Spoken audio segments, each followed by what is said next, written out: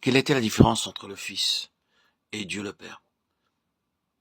Il avait une âme. Il était un homme disposant d'une volonté qui pouvait l'influencer.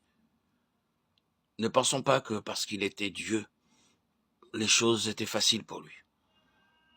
Il était confronté à des difficultés qui nous dépassent. Quand il a été dans le jardin de Gethsémané, il a été confronté à un combat contre tout un royaume qui s'est levé contre lui et tendait à le pousser à agir par lui-même. Renoncer à soi-même, se charger de sa croix et le suivre s'adresse à tout le peuple de Dieu. Il n'y a pas de privilégiés. Ceux qui acceptent le message de la parole de Dieu sont appelés à souffrir parce que l'ennemi ne les ménagera pas. La parole est sélective.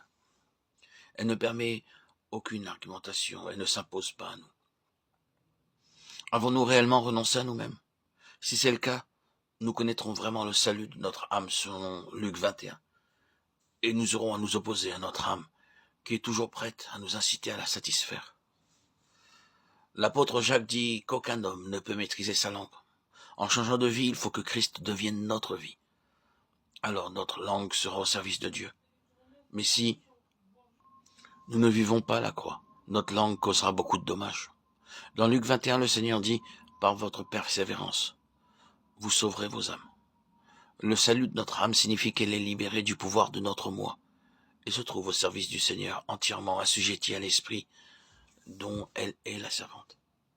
Ce qu'elle était auparavant a disparu. Elle ne dispose plus des prérogatives de penser, de commander et de diriger.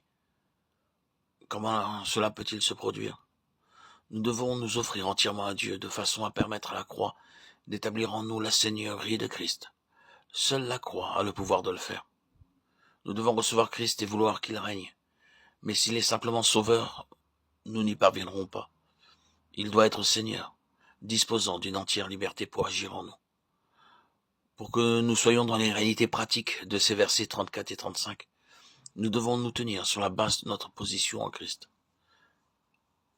Selon le passage de 1 Corinthiens chapitre 1 verset 30, c'est par lui que vous êtes en Jésus-Christ, qui par la volonté de Dieu a été fait pour nous sagesse, justice, sanctification et rédemption. Nous sommes donc en Christ par la volonté de Dieu. C'est une position dans laquelle nous devons demeurer sans faiblir. Selon l'évangile de Jean chapitre 15 verset 4, demeurez en moi, je demeurerai en vous.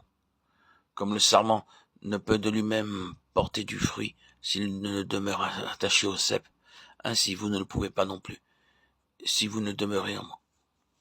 Il nous faut garder la position en demeurant en Christ. Tant que l'enfant de Dieu demeure en Christ, il demeure dans la vie.